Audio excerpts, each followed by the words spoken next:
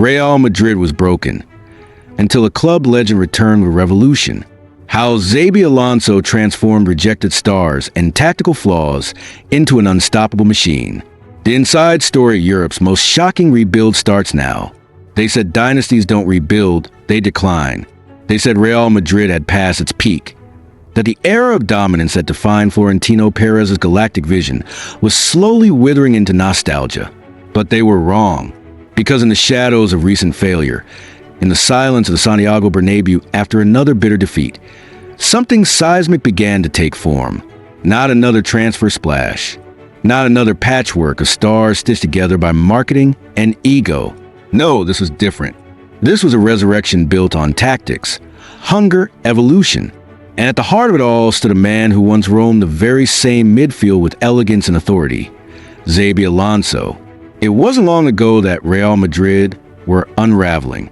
Despite the names on the team sheet, Thibaut Courtois, David Alaba, Federico Valverde, Vinicius Jr., the results told a darker story. They weren't a team, they were a gallery of moments, flashes of individual brilliance masking a tactical void. They were outclassed in the Champions League, dethroned by Barcelona in La Liga, and embarrassed across domestic competitions. Each loss wasn't just a scoreline. It was an indictment, a public stripping of the illusion that sheer talent could triumph without structure.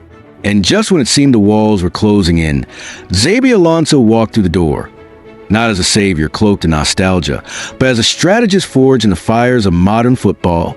At Bayer Leverkusen, Xabi Alonso orchestrated a revolution.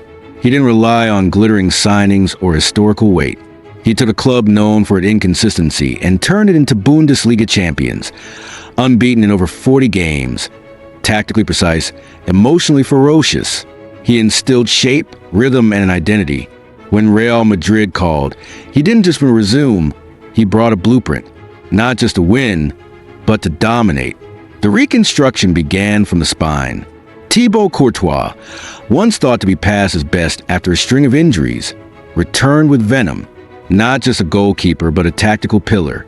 Xabi Alonso gave him agency, demanding composure and possession, daring him to initiate attacks with his distribution, making him the silent architect of the build-up. No longer just a wall between the posts, Courtois became the foundation of fluidity. In defense, Xabi Alonso didn't just select players. He redesigned roles. Antonio Rudiger, once seen as a chaotic enforcer, became the command center. In the center of a back three, Rudiger's anticipation, raw aggression, and ability to drift wide to cover attacking fullbacks created balance. To his right stood Dean Huijsen, young but terrifyingly composed. With the poise of a veteran and the technique of a midfielder, Huijsen was allowed to step into central zones, disrupt pressure, and ignite vertical progression. And to the left, David Alaba, now more cerebral than ever. No longer shackled to rigid defending, Alaba drifted into midfield, created overloads, and helped dictate tempo with his eyes always scanning, always a pass ahead. The flanks, once a weakness, turned into a tactical vortex. Trent Alexander-Arnold arrived not as a mere defender, but as a conductor. Freed from the burdens of traditional fullback play, he operated in a hybrid role, sometimes tucking into midfield, sometimes overlapping, always dangerous, always unpredictable. His diagonal switches tore defensive lines open. His timing was surgical. And on the opposite flank, Alvaro Carreras Fernandez proved to be the wild card no one expected. Intelligent, energetic, and fearless, he brought a balance of grit and guile that Madrid had sorely lacked since Marcelo's prime. He wasn't just filling space. He was bending it, manipulating it. When he pushed high, defenses scrambled. When he dropped deep, he dictated. This wasn't just a defense. It was an offensive launch pad. But it was the midfield where Xabi Alonso's fingerprints were most visible. Gone were the days of chaos and guesswork. In came the double pivot. Eduardo Camavinga and Federico Valverde operated like twin engines, one smooth, the other relentless. Camavinga read the field like a chessboard, press-resistant, elegant, always in motion but never in a hurry. Valverde, the embodiment of controlled chaos, charged up and down the pitch with lungs of iron and a mind sharpened by positional awareness. Together, they formed a spine so solid it could bend but not break. And when battles turned grueling, when possession became a war of attrition, Aurelien Tchouaméni entered the fray. Towering, calculating, and unshakable, he served as the anchor when the tides turned rough. Against sides that pressed high or dared to overload the midfield, Tchouaméni held firm, neutralized threats, and gave Madrid time to breathe, to recalibrate. But the revolution didn't stop at the halfway line. Because in attack, Xabi Alonso created controlled fire. Vinicius Jr., once accused of being predictable, was reborn. No longer exiled to the left touchline, he now roamed with purpose. With Trent Alexander-Arnold behind him and support on the inside, Vinicius attacked spaces, not just defenders. His game became layered. Less flair for flair's sake, more substance, more efficiency. Every dribble had intent. Every run dragged defenders like magnets to a flame. Alongside him stood the most lethal man in world football, Kylian Mbappe. This was not the version of Mbappe boxed in by PSG's identity crisis. This was the Real Madrid version. Calculated, precise, terrifying. He moved like a shadow, drifted into spaces defenses forgot to guard, and converted chances with cold precision. His partnership with Vinicius wasn't just about speed. It was about synchronicity. They alternated roles fluidly. When one dropped, the other surged. When one stretched the line, the other found the gap. And then there was Jude Bellingham. Not quite a number 10, not quite an 8, somewhere in between, and exactly where he needed to be. Under Xabi Alonso, Bellingham was given clarity. He became the delayed dagger, the late runner into the box, the link between attack and midfield, the embodiment of verticality. He didn't just score, he shifted momentum. He didn't just pass, he dictated rhythm.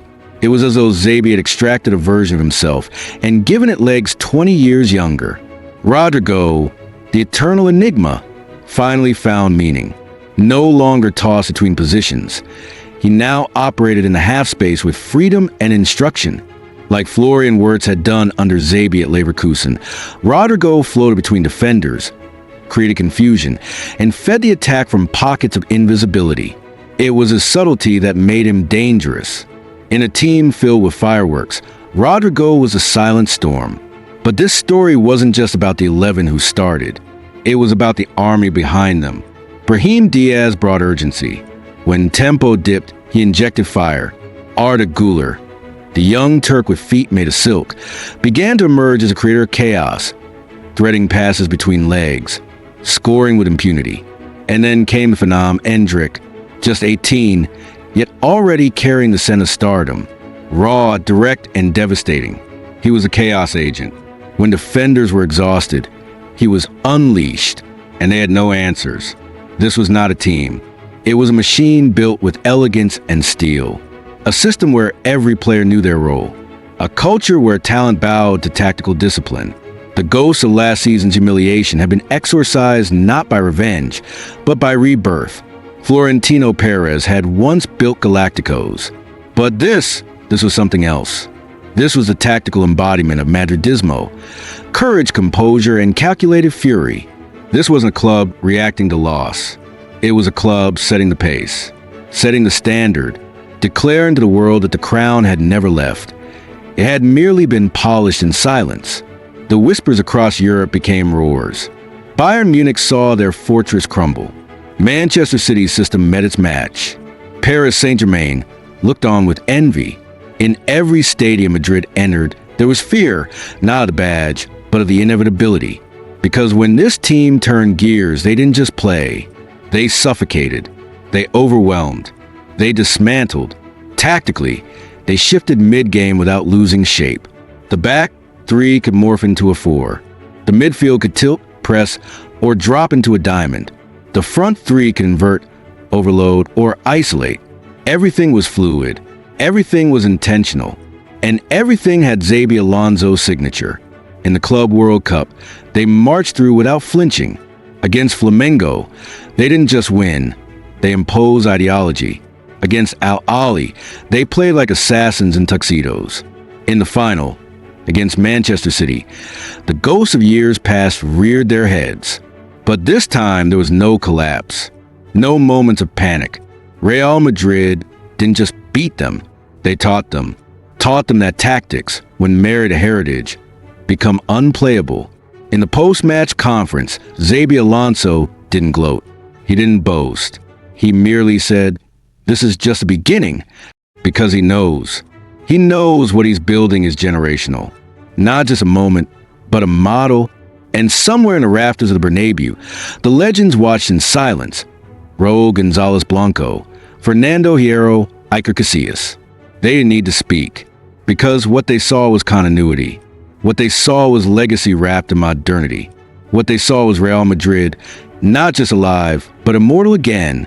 Was this the rebirth of football empire or the unveiling of something even greater? Did Xabi Alonso just turn Real Madrid into the most tactically complete machine in club history? And are we looking at the next manager who will define a generation of football? Drop your thoughts in the comments. And if you believe legacy can evolve without ever losing its soul, hit that subscribe button now.